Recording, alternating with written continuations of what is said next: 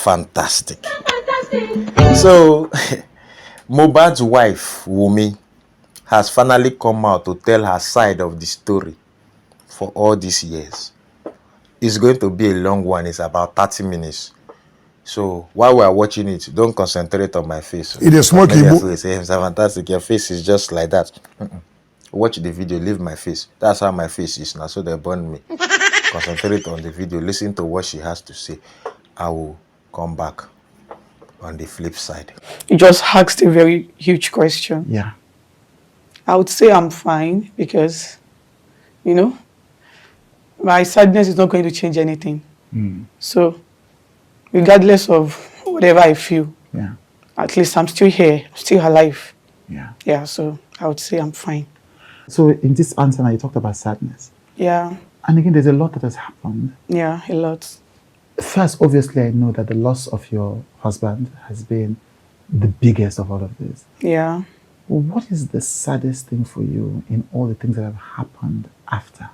For a grieving widow who has less than 5-month-old baby. Yes, at the time of the passing. Yeah. What has been the saddest thing that has happened since this? I feel like the saddest thing I've experienced so far is the fact that the person that's supposed to be in guard for my late husband, this person that's supposed to be my son and highest protector, is our chief prosecutor. Right. And he's been everywhere trying to, recruit people to turn against my son and I, both online and offline. Like, he's been from one threat to another. This is Mohbad's father you're talking about? Yeah, my father-in-law, Father-in-law. Yeah, so it's been from one threat to another. We no longer feel safe. Like, I literally get death threat almost every day in my DMs. I barely go out. My baby, his grandchild also, he's been deprived of so many childhood memories, but there's nothing for me to do than just to see how things goes. What's the problem with your father-in-law exactly? Yeah, between you and him? Yeah, so I feel like the problem is just about family disputes. Okay. What do you mean? The problem is more like a competition between him and Liam. Between your father-in-law and your son? Yes. A competition? It sounds funny, but that's the actual truth. Can you explain that? Yeah, because after the death of my husband, a lot happened, and my father-in-law wanted to be in control of my husband's properties. Right. The fact that there is Liam in the picture, because there was one time I actually called him to ask him, like, what happened? What do we do to deserve all of this? Like, why have you been out there defaming your grandchild and me? And he was like, why do I have to take Liam away from him? Why do I have to take Liam to my mother-in-law's place on the Highland? That is my husband rented apartment. Right. That was not supposed to bring him over to meet him in Ikorodu, because himself and my mother-in-law, they are not in good terms. Right. Right. He was just trying to manipulate me. Yes, So, your father-in-law and your mother-in-law are not on good terms. Yeah. Right. Like, so he was not asking, why did you take the son to the mother? after my husband's demise. Yes, right. So I explained to him, I made him understand that my mother-in-law has been the only one asking of Liam. He never did. Instead, he was always online defaming us, and then I apologized to him. Okay. Yeah, I apologized. I told you I was sorry that I would bring him over to him. When was this? That was I think 3 weeks after my husband's demise. Then it was like I started going online talking about the DNA, and So he had already started talking about the DNA. DNA, yes. That was when I called him. Right. That's when you now called him. Yes. So he made me understand that why do I have to take Liam to my mother-in-law's place? Like, is it not the owner of his grandchild? Like, trying to make me feel like a bad person. But I understand where he was heading to. So I just had to apologize to him to make things, to make things calm. And I asked him again, like, what happened? Why are you doing this to me? Right. Then he responded by saying he's sure that a lot of people would have called me to tell me what he wants. And truly, a lot of people called me. My dad, my mother-in-law, my husband's friend, and few people we have around literally called me to tell me what he wants. And he told my father whatever that belongs to my husband, I know that I have access to. I should make sure that I hand over everything to him, including the landed property he got for Liam.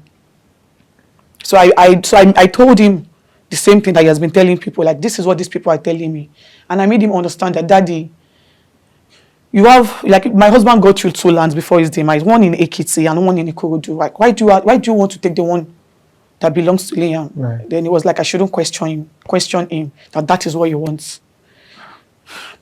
Then I said, okay. Then he was like, what effort? He said it in Yoruba. I don't know if you understand Yoruba. Yes, I do. Okay, so he said, irú àyàwó ló kó lawyer promise tí mo pè pé kó gbé nǹkan mú kó fún mi ní nǹkan mọ́ mi tó bá mi sọ wípé ó bímọ ṣé ọmọ mi náà fẹ́ máa lálẹ̀ fún mi ni. Like, I don't know if I can translate it Yes, in you can. English. So So he I was- actually said, he, like, what effrontery What does kind my of lawyer mind does your lawyer have? my husband's lawyer husband's has. lawyer, right. He requested for his son's properties, and he was telling him that he has a son.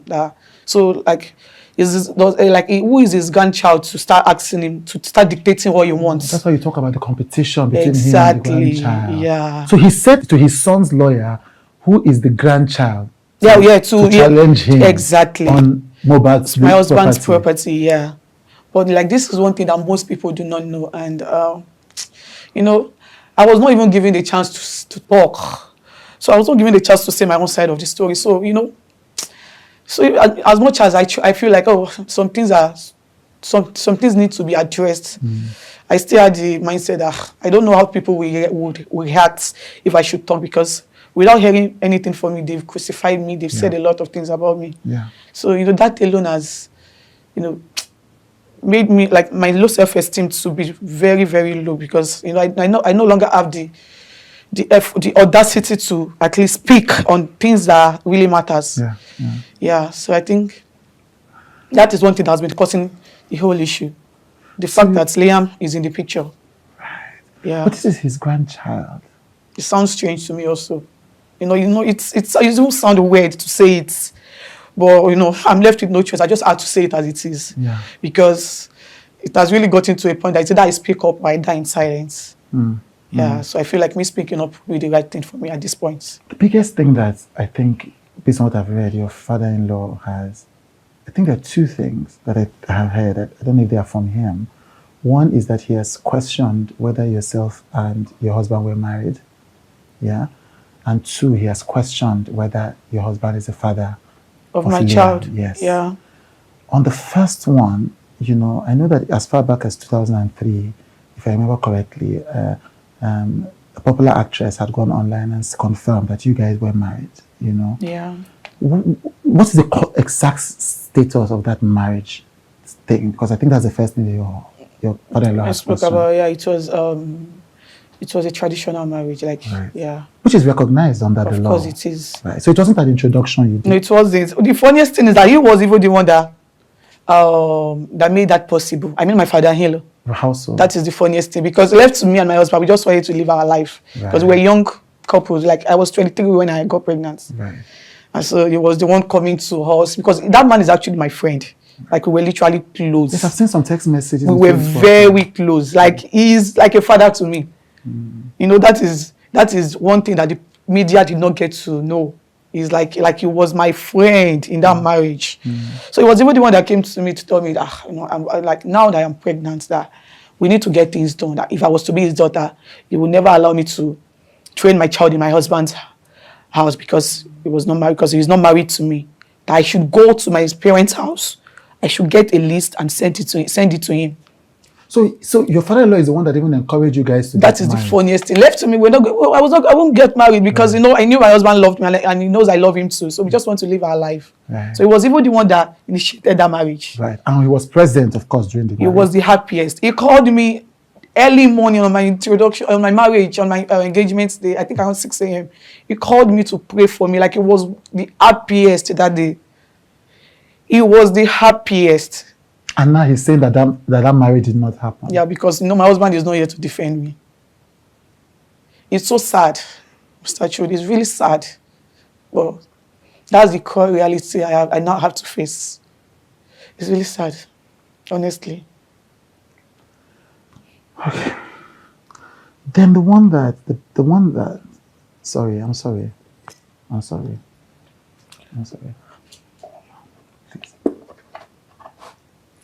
Please. I'm very sorry. Yeah, I'm fine now. Thank you. Okay. Then he questioned the paternity of the child. Yeah. How did you hear that your father-in-law was questioning the paternity of your child? I got to know online. So he came online and did a video. He never called me. He never called any of the family members to ask for the DNA of Liam. So he just came online and said, "You are not. Nobody is not the father of the child." I swear to God. Did you call him after that? Of course I did. And then what did he say? He didn't say anything. He was just saying, "Why do you have to take Liam away from him?" Like, you know, he didn't, like, I was expecting him to talk about the pattern, like, ask me for the DNA, I'm your daughter-in-law. He never did. Even when I called him, what he was telling me was, why do I have to take Liam away from him? So it's like he's punishing you for Yeah. taking... Is there nobody in the family that can call him? To order? Yes. He's the head of the family. I think he should be in his late 50s. Right. So he's the head. So I don't think there should be anybody somewhere that would, because he knows what to do, he knows the right thing. But, you know, he's just using the DNA as a tool to punish me.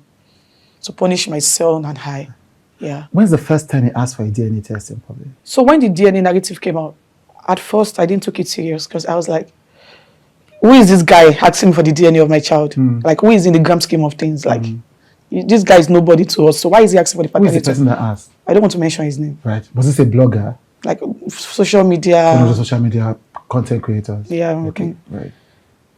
Then, you know, I was like, why is he asking for the DNA of my child? Yeah. So at first I didn't take him serious. Not until my father-in-law started talking about it.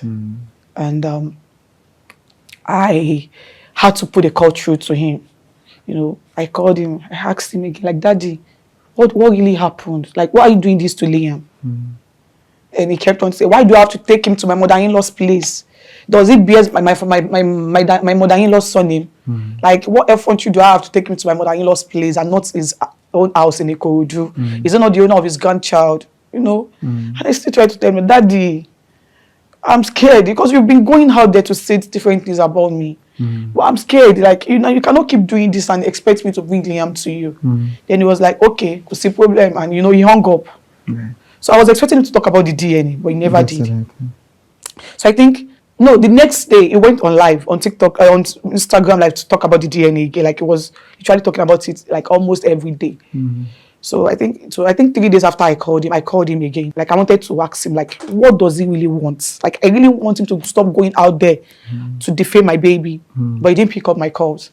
I called him repeatedly for like a week, but he did not pick up. So I stopped calling. So I think around November, it was around November, he sent a message to my lawyer. Okay. Yeah, he sent a message to my lawyer that I should bring Liam to him, that he wants to perform a DNA test on him. So my lawyer sent it to me, and I told my lawyer that I am scared. Like, I'm scared to take my baby to him because he has gone out there to say so many defamatory things about me. He has said it publicly that he hates me so much. Like, he even went as far as trying to cajole my brother-in-law to lie, like to implicate me one way or the other. You know, yeah, because, you know, he said it online that I used to put substance in my husband's food. Who said this? My father-in-law. Then I would go and F around after. Because he never knew it was my brother-in-law that prepared my husband's last meal. So when he got to realize that it was my brother-in-law, he put a call through to my mother-in-law. But fortunately, I was with her that day. So he just called to tell her that, he just got to know that it was Adura that prepared my husband's last meal. That Adura and Mama should come over to his house in Ikorodu so they will know how to package the whole thing and put it on my head. I was so fortunate to be with Mama that day because I had to put it on record. And, you know... So you have a recording of this? They should, you know, so that they will know how to put the on my head. What if it was poison that killed my husband?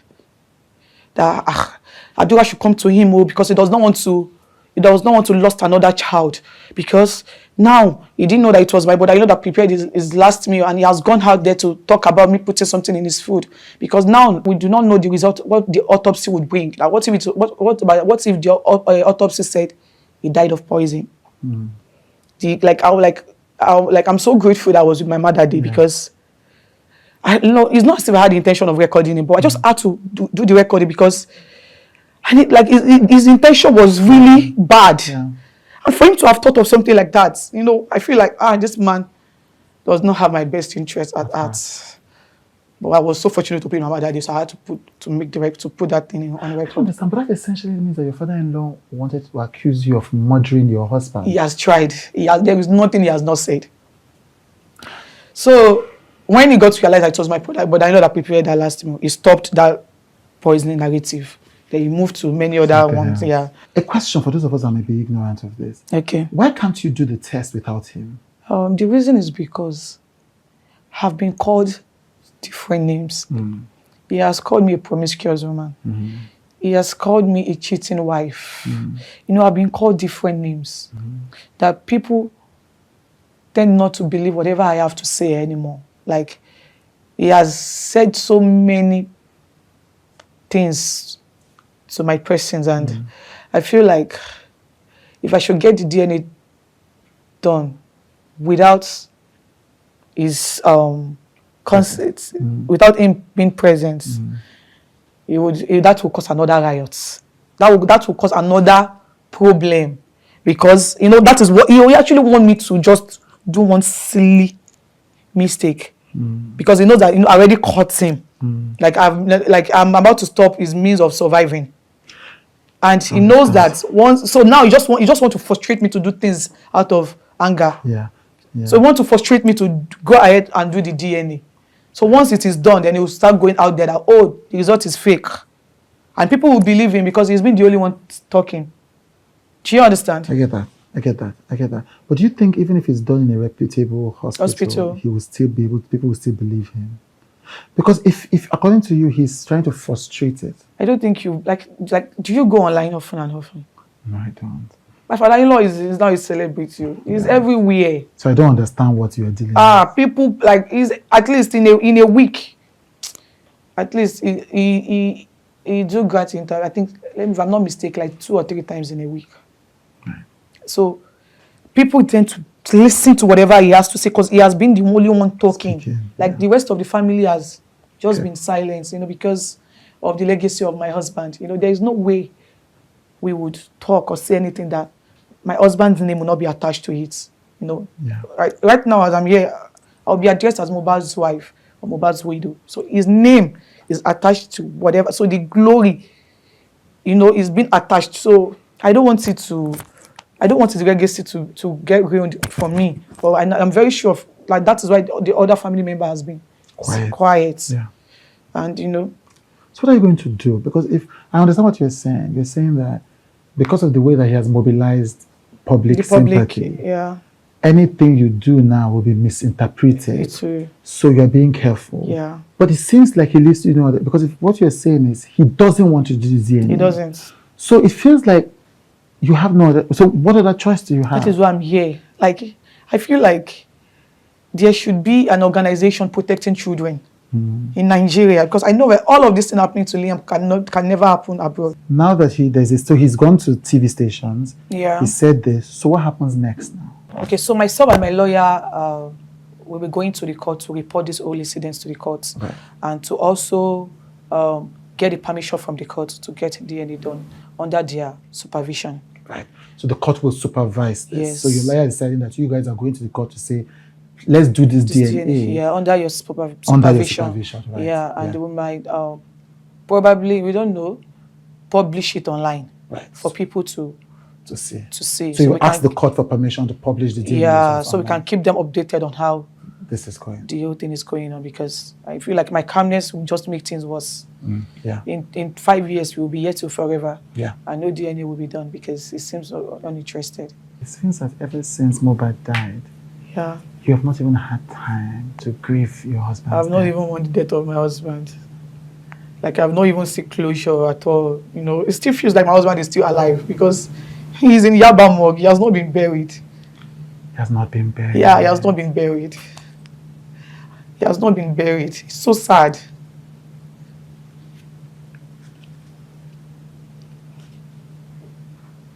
He has not been buried. And he's been in pieces twice. You know, they literally did 2 autopsies.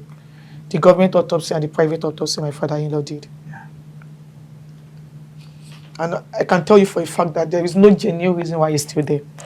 My father-in-law has no genuine reason. But, you know, he's been granting interviews saying, oh, the government do not want him to get justice. The government is this, the government is that. Like, he's been manipulating the public. Like, he has said so many things.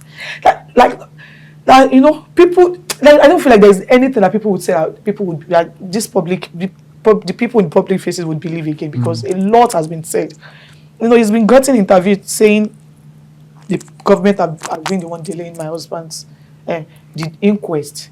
Meanwhile, it was one of his supporters that like the woman has been on, like the woman is always on TikTok 247. Just you know all those American women. So the woman was so much interested in the case, and the woman later got to realize that my father-in-law was not being truthful to her. So she said she wants to, like, she's interested in the case and she wants to have a personal lawyer to join the inquest. So the lawyer submitted an application to the coroner, to the magistrate courts, that he wants to join the inquest, and he also wants the inquest to start from the beginning again. Like, he wants us to start all over again. Yes. So that'll be a third process. So the lawyer and the judge at the court has been, there's been back and forth. That is why the inquest is on hold. But my father-in-law has been granting interview, manipulating the government. So you're saying even your father-in-law is also part of the process that is delaying the burial? That is the funniest thing. That the burial of his son is being delayed also because of all this drama that your father-in-law is causing. And he knows what to do to get things done. Like, all you have to do is just talk to that woman, because they used to be friends before they had issues.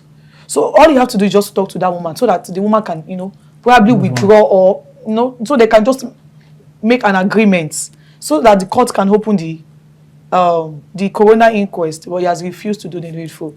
Instead, he was always going on interviews, screaming the government's name. But he's the one delaying the process. Himself, him and his supporter. Do you accept the results of the coroner inquest?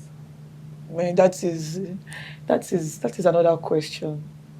That is another oddful question, because I knew that there is a nurse involved in this case. He reacted to ejection. And since my husband, even the night my husband died, that my father-in-law got to the house, the nurse even narrated everything that happened to him. In fact, my husband's manager wanted to get the nurse arrested that night, but he asked us to let her go, that he does not have any business with her.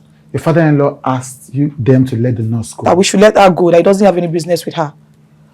And he despite the begging, that a lot of people begged him not to bury my husband that night, but he insisted I was going to bury him. In fact, even the day they wanted to bury my husband, they didn't inform me. I got to know online. You were not informed that they were going to bury your husband? Mr. Chu, a whole lot has happened. Even the day my husband, even the day of his burial, they wanted to kidnap Liam from me at this scene. Like, my father-in-law and there's one woman. The woman is like, I don't know.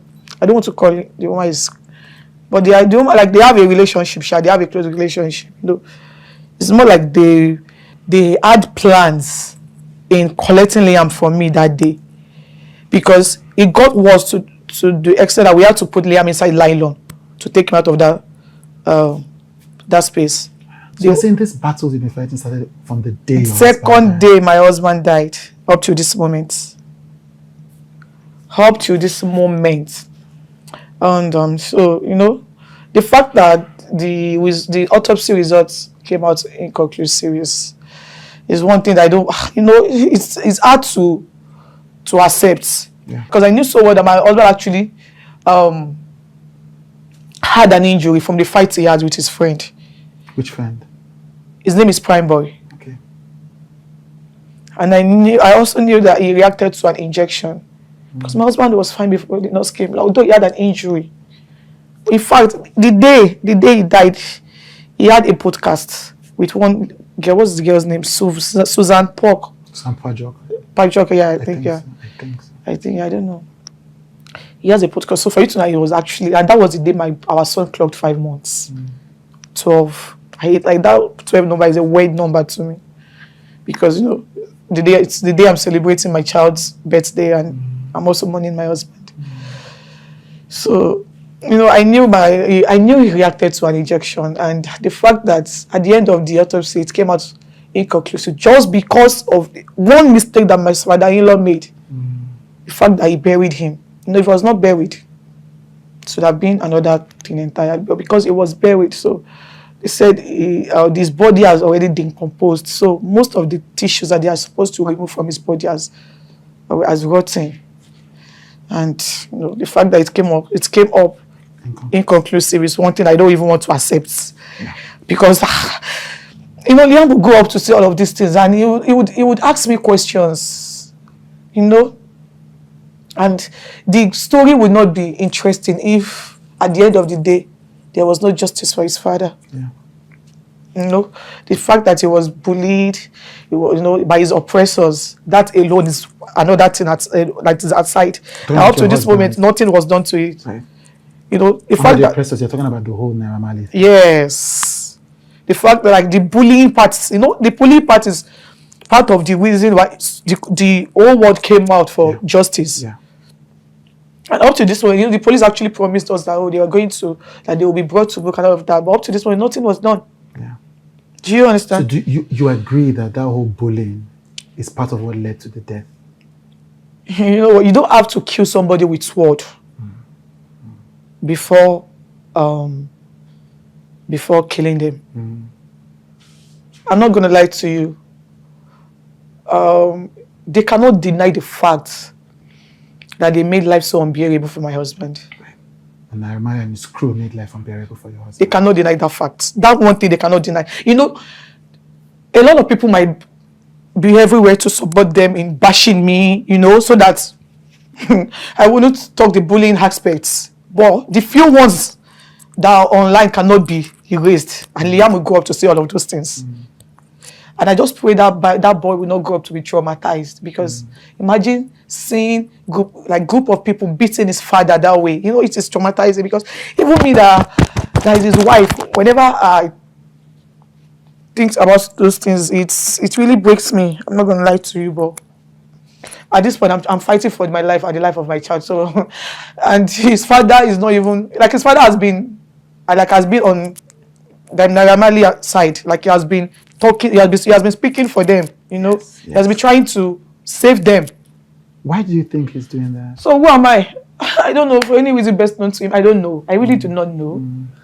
I really do not know. So essentially, you're saying that the justice for Mohbad hasn't been gotten up to this moment. And the justice for Mohbad that your father-in-law is asking for is not the same justice for Mohbad that the public is asking for. It is not. Yeah. And you're essentially fighting on two fronts. Yeah. You're fighting for justice for your husband. Yeah. Again, and then you're having the people who are supporting his oppressors, as you call them, attacking you. Yeah. And you're also being attacked by your father-in-law. Father-in-law. At the same time. Yeah. And your father-in-law seems to be supporting the people who you say oppressed your husband. Yes. How are you taking care of yourself in all of this? How? Is it you mean financially? Yes, financially, emotionally. What is your support system? How are you taking care of yourself? It's just God's grace. And also my families, my family has been my pillar. They've been there for me, my mom, my dad, my auntie, and my elder brother. I'm so grateful for the gift of them, because they've made, they've shown me love. They've shown me all the love I deserve. And my husband's friend also. Who is that? They've been there for us financially. My husband's true friends. Right. Yeah, friends. Right. I don't know if I should mention them. Do we know some of them? Yeah. Yeah, Bella. So Bella has been there. Aya. Yeah, okay. Shei Vibes. Right. TIA. Right. Wadud and I think yes.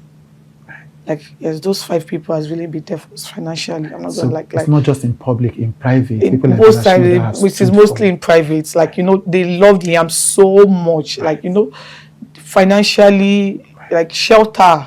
Like, even without me asking, they would just send money into my account to get Liam stores. Sometimes Bella would ask me to dress him up. Bella and his wife, they will ask me to dress Liam up because they also have a baby boy. That is like Liam is like 3 months older than him. They will take us out, but get Liam stores. Like, Liam has been he has been well taken care of by them. Fantastic. Now you see. Now you see why I have been kind of urging restraint on these issues. Because it's easy to set ring lights and talk when you don't have the full details of what is transpiring. Because there are always 3 sides to a story. My side, your side, and the truth. And everybody will paint their self. Everybody is a hero in their own story. And they need a team music. Every single one of us, we like to paint ourselves as the hero in our own story. That's why your story, my story, and the truth. You can clearly see that this girl has been through a lot. She has been through so much. From being called witch, to being called killer, to being questioned and everything. As someone who his father died and was left as his next of kin, I know what happened, what things I was hearing and behaviors I was seeing concerning what my father left. I know. So when it comes to property and money, expect the worst from people. Just expect the worst.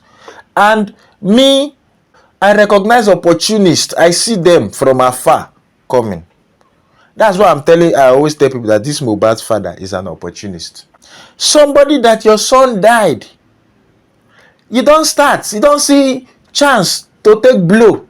You are doing music, you are granting interview every 2 Eke market days. Every 2 Eke market day, you are granting interview. Talking here. Instead of you as an elder to be the one mediating and quelling the problems, you are the one going on TikTok every day because you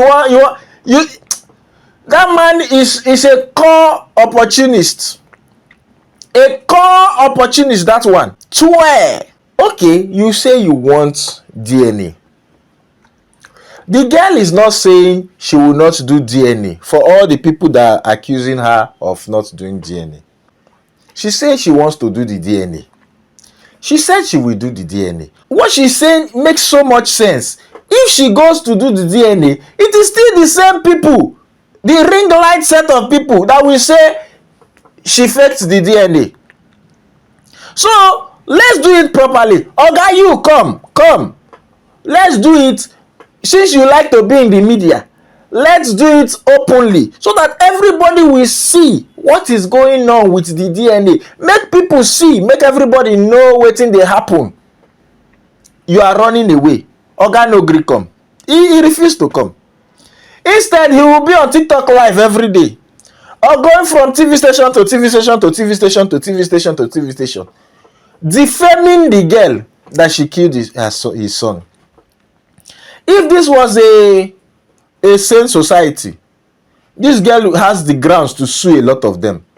Ukweli. She has the grounds to sue for defamation of character. The autopsy did not prove that she did anything. So why is she being accused of killing Mohbad? Why is she being accused?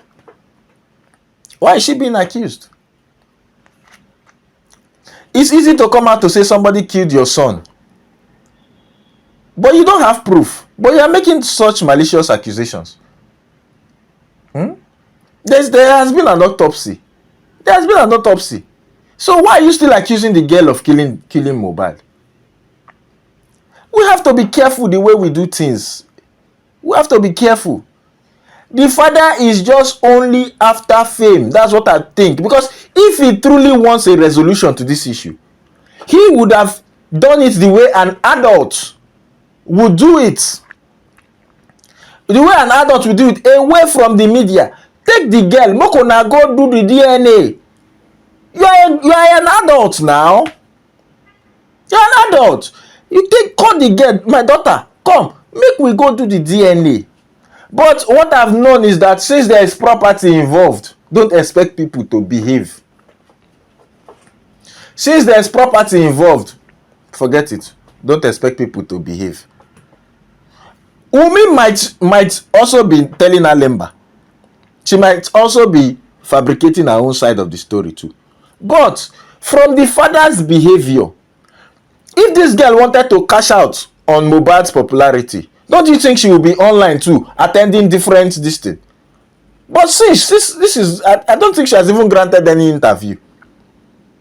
If she wanted to cash out like Mohbad's father, she too will be online doing cho now. Talking every 1 to 2 AK market days. Talk rubbish. Every 1 to 2 AK market days, the man there outside. They talk. The matter self don't even tire us. Well, she wants to put this case to bed. Everybody wants this case to be to bed. Okay. Una say una wants DNA. She's saying, come, let's go to the hospital. Come, let's go to where they will do the DNA. Let's run the DNA test. She's not saying she will not do DNA. She's not saying she will not do DNA. If you are so sure the baby is not your grandson, follow her, Moko, na go do the DNA. She's not saying she will not do. Well, this is a cautionary tale for we, the online in-laws. We have to know, we have to hear from both sides of the story before we judge. We don't have to take people's side, one person's side of the story and run with it. We have to hear both sides of the story before we judge. Because people sabi alemba, people sabi tell story. People can put story where. People can put story. If you hear them, they can put. So we have to be careful. Mohbad's father, if you want a resolution, behave like an elder. Now go do the DNA. Go do the DNA. Look at what the girl has gone through now. Threat, allegedly. Threat from different places. Because of the kind of things that have been put on social media about her. Because of the things that have been put out there, she will receive a lot of threats. So please, a child is involved. Let's shoot her sword. She wants a DNA. Papa know that once that DNA come outside, in source of livelihood go cast. That's why he's doing this. Once this matter is resolved, he will no longer be the celebrity. He will not be granting interview again. His source of livelihood will cast. That is why he's not going to do the DNA. That's why he's running to do the DNA. Oga, go and do the DNA. Now you want DNA, you go take DNA. Oh, go, let's do so that it will be reputable. Thank you, Jerry. Let me not talk too much before spit dry from my mouth. Thank you.